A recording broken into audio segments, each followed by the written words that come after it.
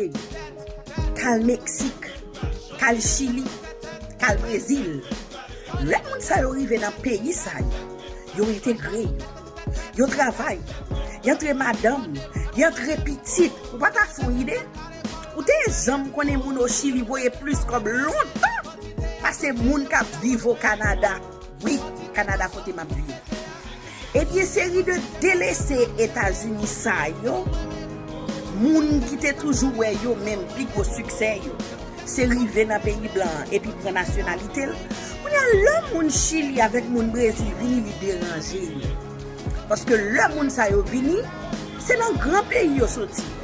Parce que pays ça c'est pays qui plus ou moins en voie de développement.